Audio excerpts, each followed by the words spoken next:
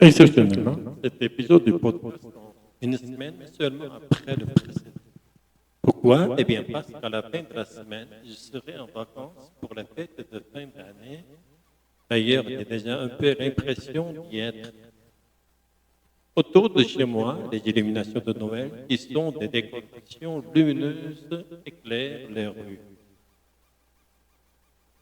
Les commerces sont envahis par les gens qui achètent des cadeaux pour leurs familles et le marché de Noël sur la place principale de la ville est plein à craquer. Ça veut dire qu'il est bondé, qu'il y a beaucoup de visiteurs. Ces dernières semaines, j'ai également eu l'occasion de parler avec mes élèves de la tradition de Noël et de ce qui est différent entre les pays. Ça m'a donné envie de partager ce qui se passe au monde des fêtes de Noël en France. Dans cet épisode, je vais répondre à ces questions. Qui fait Noël en France? Que se passe-t-il avant et après Noël dans les rues et dans les maisons? Et enfin, le plus important selon moi, que mange-t-on à Noël en France? Si on ne se connaît pas encore, je suis Marianne, professeur de français langue étrangère et toutes les 2 semaines, je t'accompagne dans la découverte d'actualités en français. La transcription de l'épisode est gratuite. Tu peux la télécharger en cliquant sur le lien en description. Alors, est-ce que tu es prêt ou prête? C'est parti. Le français de l'article, le français de l'article. Réfléchis à des sujets actuels en français. Commençons par cette première question. Qui fait Noël en France? Au départ, Noël est une fête chrétienne qui célèbre la nativité, c'est-à-dire la naissance de Jésus. On la retrouve à des dates différentes dans les religions catholiques, protestantes et orthodoxes. Mais aujourd'hui, en France, Noël est largement sécularisé. Ça veut dire que la fête a perdu son lien très fort avec la religion et qu'elle est célébrée par des personnes qui ne sont pas nécessairement croyantes. C'est une fête culturelle autant qu'une fête religieuse et elle est célébrée par de très nombreux Français. Cependant, ce trouvait important dans cette première partie de rappeler qu'il y a des personnes en France qui ne fêtent pas Noël. Ça dépend d'abord de la religion et de la culture de chacun. De nombreuses personnes de confession juive ou musulmane ne fêtent pas Noël parce que ça n'existe pas dans leur religion. Mais ça n'empêche pas certaines familles de participer aux festivités en s'offrant des cadeaux, en se préparant un bon repas, par exemple, le jour de Noël.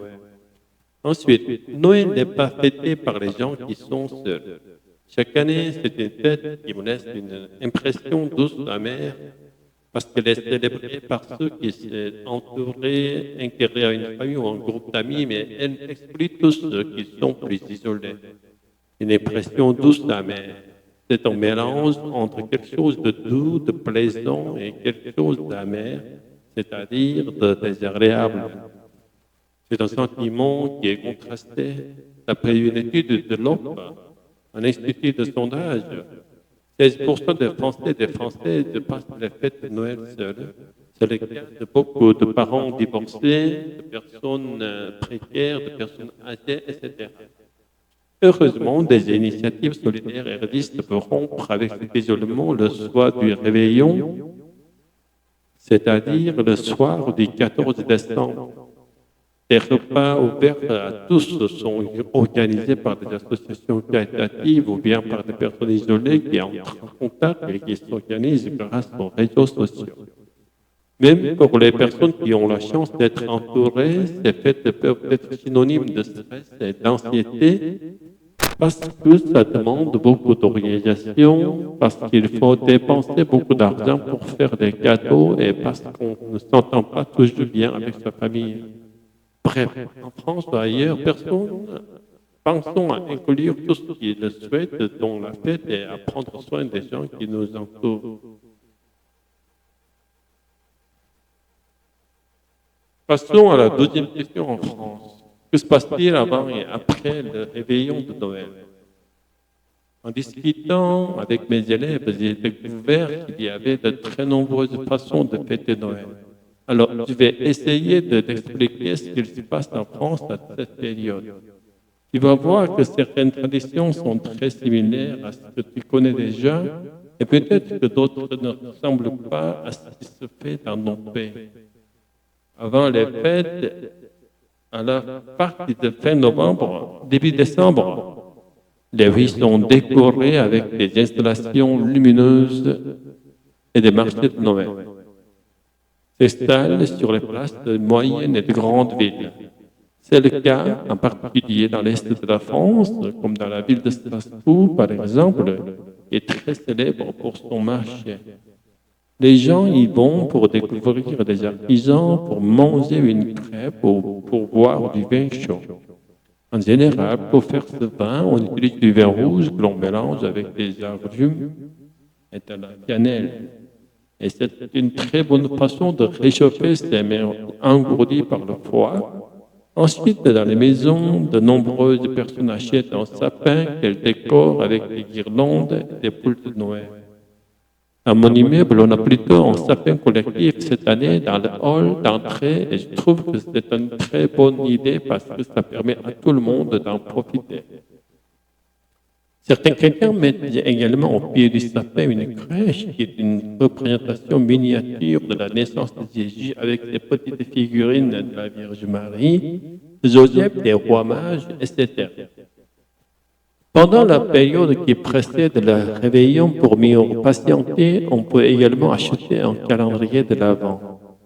C'est une boîte avec 24 cases où du 1er au 24 décembre, on ouvre une case par jour pour découvrir une surprise. Ça peut être un chocolat, une crème, un objet, etc. En France, c'est une pratique qui est plutôt récente et principalement commerciale. Elle n'a pas du tout la même symbolique que dans d'autres pays, comme en Allemagne, par exemple. Après toute cette période de préparation, nous arrivons au jour J, le soir du réveillon, le 24 décembre. Ce soir-là, les gens se réunissent autour d'un grand repas, en général en famille, et les croyants vont à la messe avant ou après le repas pour célébrer la naissance de Jésus. Le lendemain, le 25 décembre, est un jour férié en France. Le matin, dans la plupart des familles, les enfants ouvrent leurs cadeaux au pied du sapin. Et bien sûr, les plus jeunes d'entre eux croient que c'est le Père Noël qui les a placés là. Le midi, en général, on se remet à table pour un nouveau repas. Après la fête, que se passe-t-il dans les jours qui suivent? Eh bien, pas grand-chose. Chacun prend du temps pour digérer la très grande quantité de nourriture qu'il a avalée et les préparatifs pour la fête du Nouvel An. Et cela célèbre le passage de la nouvelle année commence. En France, la principale différence entre Noël et le Nouvel An est que Noël se fête en famille, alors que le Nouvel An se célèbre plutôt avec des amis.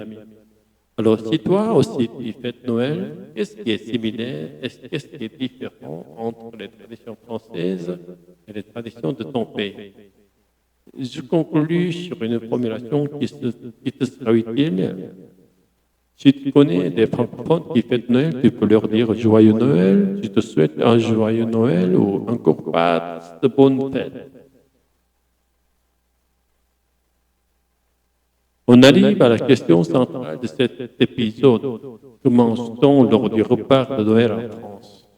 Je vais te le présenter les principaux plats traditionnels en France. Ferme les yeux. Imagine-toi à une table décorée dans une maison familiale. Devant toi, tu découvres les entrées. Il y a du saumon fumé, des huîtres ou du foie gras. Alors, qu'est-ce qui te vend tant? Qu'est-ce qui te donne envie? Je précise quand même que même si le foie gras est encore très présent pendant les fêtes de Noël, il perd en popularité. Pour le fabriquer, on doit gaver des canards ou des oies. Gaver, ça veut dire faire manger de force. Ensuite, on récupère le foie de ces animaux. Le foie, c'est un organe de leur corps. Tu t'en doutes, c'est une pratique qui est complètement contraire au bien-être animal. Heureusement, il existe des alternatives comme le foie gras. C'est une sorte de pâté végétal qui a un goût assez similaire au foie gras. Passons au plat de résistance. Gardez les yeux fermés pour voir apparaître à l'imagination une belle dinde marron accompagnée de pommes de terre sautées. Une dinde, c'est un animal qui ressemble à une grande poule. Elle est servie avec des marrons. Cuisinés, ce sont des petits fruits marrons qui poussent sur les arbres appelés les marronniers. La dinde au marron est également populaire en Suisse romande et semble-t-il au Royaume-Uni. Allez, c'est l'heure du réessai. Le maître ou la maîtresse de maison vient poser sur la table une bûche. Une bûche, en français, ça a deux sens. C'est d'abord un morceau de bois coupé que tu mets dans la cheminée et qui te permet de chauffer ta maison. Mais c'est aussi le dessert traditionnel du réveillon. C'est un gâteau qui a la forme cylindrique d'une bûche et qui est couvert de chocolat et de petites décorations. Alors, qu'est-ce qu'ils pensent de ce repas? Si tu fêtes Noël, quels sont les plats traditionnels de cette festivité dans ton pays ou ta région? Dans le club du podcast auquel tu peux accéder en cliquant sur le lien en description, je te propose de découvrir les spécialités locales qui sont également au menu dans certaines régions le soir du réveillon. C'est déjà la fin. Je te remercie d'avoir écouté cet épisode jusqu'au bout. Si t'a plu, n'oublie pas de noter le podcast sur les différentes plateformes et de laisser un petit commentaire. Ce serait un très bon cadeau de Noël. Que tu fêtes Noël ou non, je te souhaite une excellente fin d'année. Je te donne rendez-vous le 8 janvier 2026 pour un nouvel épisode du podcast Le Français de l'Arctique. À bientôt.